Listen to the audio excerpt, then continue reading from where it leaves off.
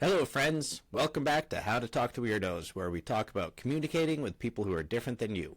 Since we're all unique, that's pretty much everyone. When someone has a different style of communication, they can seem like a weirdo. And if they seem like that to you, you probably seem that way to them. As I like to say, everyone is kind of a weirdo. We're going to talk about some of the assumptions we make and other pitfalls of communication so that we can all improve. There is a lot to cover, so let's get started.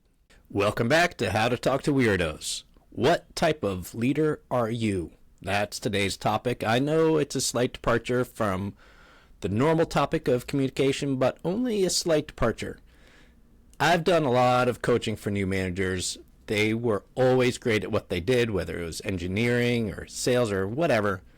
And then they were so good at it that they got promoted into management, and then they were given very few tools with which to even be good at their new job, never mind great. So two of the major adjustments people need to make during that transition are communication and mindset. We talk about communication a lot, and that's the reason why I do the public speaking that I do and why I have this podcast. But I at least want to touch on the other portion, which is the mindset. So I typically talk about these things in terms of business and managing, but frankly, they apply to all aspects of your life, whether you're talking to your spouse, your kids, or you and your friends are planning a trip, or whatever it is. Good communication and effective mindset are both pretty crucial. So the first mindset change I talk to new managers about is what they should take pride in.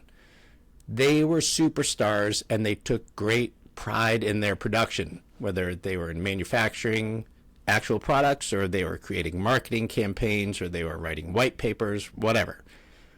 The work product was a great source of pride for them. When you become a manager, your work product is now your team. Your success no longer comes from being productive in the sense that you're used to. It comes from the members of your team being productive and your team being successful. They are now your product. It's a hard shift to make, but it's crucial if you want people on your team to grow.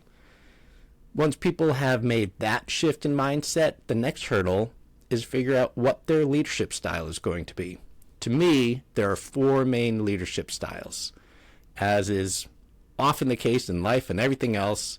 There's no one right answer. You're basically going to use all four of them from time to time, but being aware of the difference can go a long way so that you can consciously lead the way that you want to. And the four styles are peer, and that means that you want to make people happy and you probably want to make them like you. Second one is system, where you rely on systems that are in place and you're going to tend to defer to process and the way things have always been done. Boss, that's the classic, it's my way or the highway. And then goal is a leader who thinks that the results matter regardless of how you get there or who gets the credit. So we'll start with peer managers, and they are probably going to be popular at least for a while because they're concerned about the people on their team and they want what's best for them, which is great. The problem can occur if sometimes members are underperforming, or sometimes members will feel that in their manager and they will actively take advantage of it, that the manager wants to be liked. So it's obviously important that people on your team feel seen and heard, and studies show that people who feel seen and heard are more productive and those companies make higher profits. So it's very important, and you want to make them feel well supported. Just be careful that if you're cutting some people a little too much slack, you understand why. Or if you are doing things to make people like you rather than what's best for the company, beware of that. And sometimes you may want to do something for one of your employees, but the company won't let you do it, and then you get stuck in the middle. So a question I like to ask myself is, when I cut this person that slack or I give them the benefit of the doubt, am I being fair to other members of the team? When you do that, it kind of levels the playing field and it makes you realize, oh, I'm actually going too far. So just be aware of it. Systems people are ones who like established rules They like to go with the structures that have in place, and if a system doesn't exist for something yet, they're going to probably make a system for that. There are some fields where this is more common. Engineering, manufacturing, accounting. Fields tend to have hard and fast rules. So structures and systems just seem to make sense. But when you're managing people, it may or it may not. Now, establishing rules and expectations and following through on them is fantastic. The people on the team will feel more comfortable if they know what to expect and what they have to do.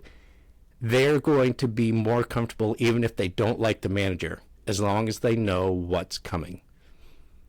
One thing to look out for, though, is rejecting something new out of hand just because it's always been done this way. I remember conversations about working from home before the pandemic happened, and those conversations were almost always shot down immediately. It was a scary new thing, and managers were going to have less control. They didn't know what it was going to be like, so the answer was just no. But what percent of people work from home now? At least part-time, and a lot of studies show that it's actually more productive. So before just defaulting to no, which is the easiest thing to do, at least consider new ideas, weigh the pros and cons, and then do what you feel is best. Until relatively recently in history, the I am the boss style of management was all the rage, sometimes literally. That's the you do it because I told you to, I'm the manager style. And you often don't even feel the need to explain why. So there are times when this is the perfect way to lead. In a crisis or when time is very short, this is the way to go. If I tell you to evacuate the building immediately, I don't want to have a conversation about why I said that. It's an extremely efficient way to manage, but you can only use it sparingly. If you've done the hard work of earning people's trust and respect, when you make a command like that, they will understand that they need to do it, and they can find out why later. But if you have to constantly remind people that you're the boss or that you're in charge, you've probably lost their respect. And what's more, you probably realize it on some level, and you're reminding them because you want to get it back. So again, it's an incredibly efficient way to get things done. In a crisis, it's crucial, but try to use it sparingly. The last type of leader is the goal-oriented leader, and I believe it's what most should strive for. If there's a goal that you're working for, being agnostic about how to get there can go a long way. Sometimes you capture more flies with honey than vinegar. That's pure. Sometimes the way things have always been done that way because that's the way that works best. And that's system. Sometimes the carrot and the stick is what's required to get people up and moving, and that's boss. A goal-oriented leader is going to be willing to use any of those depending on what the situation is. Another saying I've heard is you can achieve any goal as long as you don't care who gets the credit. And there's a lot of truth to that. So if you remember in the beginning, I talked about the mindset of as a manager, you have to give up wanting credit for ideas that you came up with or things that you did. Instead, letting other people on your team, or if you're working with peers, letting one of them take the lead. When they are able to take the lead, they are more likely to go the extra mile to get things done. Of course, you need to trust that people in your organization are going to recognize you're a part in it.